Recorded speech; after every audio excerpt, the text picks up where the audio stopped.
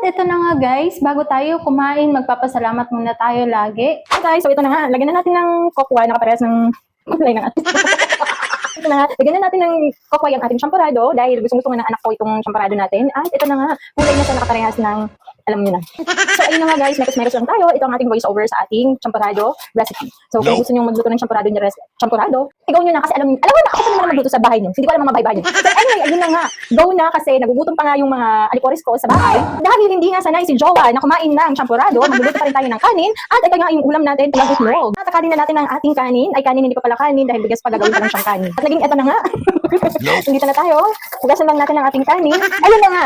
Tapos, pagkas natin mekos-mekos, sukatin na natin. Nang pahaba. Wag lang yung sukat ng ginagawa natin sa mga jowa natin.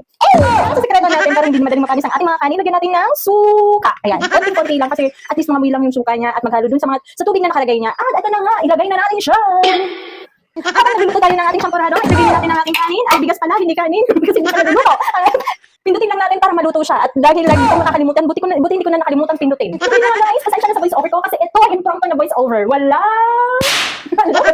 Bubuo pa nga ang ating chocolate sa ating champorado. Ito ay ating pindut-pindutin hanggang sa mag-isa. Ano naman tayo, kailangan natin gawa na ng ating pulang itlog. Nope. So, pumangit yung itlog. Okay lang yan mga B. Sari lang yan. Kakainin din naman natin yan, madudurog din yan sa ating mga tiyan. Kumukulo itong ating champorado. Ginagawa natin ang ating pulang itlog. Nalalagyan natin ng ating calamansi.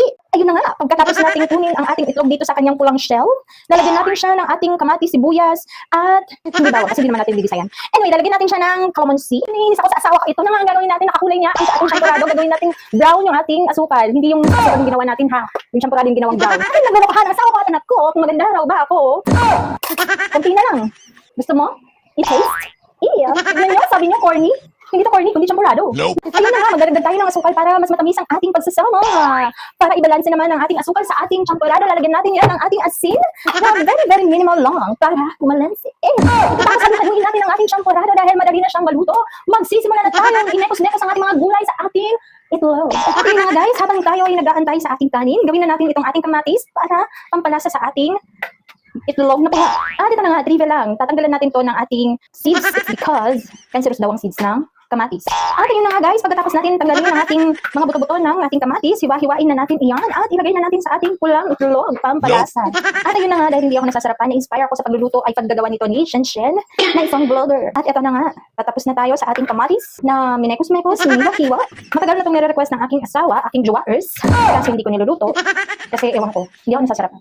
At yun na nga, patapos na tayo sa ating kamatis na hinihiwa. At Shen, hello ka, Jan. Mo pa nga aga iyo. Kabay dito mga basher, wala ito hiramahimo.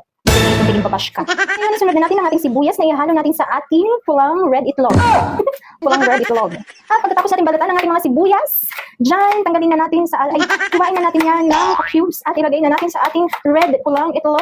At ito nga, pagkatapos na tayo sa ating sibuyas, isusunod naman natin ang ating kalamansi para maging malasa ang ating red na pulang itlog. Ito na, naghugas ako ng 6 na kalamansi. Hinugasan lang natin para hindi mga moy. Pagkatapos nga natin hiwaan ang kanyang gitna, ay paglabasin natin ang kanyang katas gamit ang ating kamay.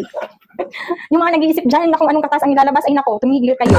At ayun na nga, tapos na nating palabasin ang katas ng ating 6 na limon. Kayo ha, kung ano-anong iniisip nyo ng mga katas. At nakigulo pa nga ang aking asawa sa kanyang limon. At tinatawanan pa nga yung limon. Ayun na nga, tapos na nating hiwain na natin sibuyas, kamatis, at nilagyan na natin ang katas ng ating limon.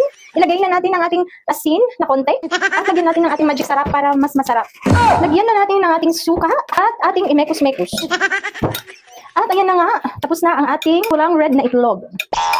At dahil hindi nga makukompleto ang ating almusal kung wala itong talong, gawin na natin ito at iprito. At ayan, tapos na nga tayo sa ating talong na sakto lang mahaba. Huwag na magreklamo, wala namang mahaba. At ito na nga, at iprito na natin ang ating talong na kanina ay ating ginayat. Ilagay lang natin ang ating ovel. Ayan.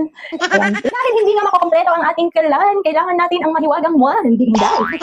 At ito na nga, antayin lang natin na kumulo-kumulo ang ating ovel. At ito na nga, dahil inaantay natin kumulo ang ating mantika na si Owel, mag-aantay lang tayo, mag-mekos muna tayo habang tumitingin sa ating kapitbahay at nakikichismis. Ito na nga ang aking jowers kasi ang haba. Ito na nga, mainit na nga ang ating Owel na tumatalsik-talsik pa. Lagay na natin ang ating talong kasi baka sa susunod ilagay ko na ang talong ng aking jowers. Ito na nga, tapos na ang ating prinitong talong. Ito na nga guys, ang ating finished product at kakain na nga kami ng ating family.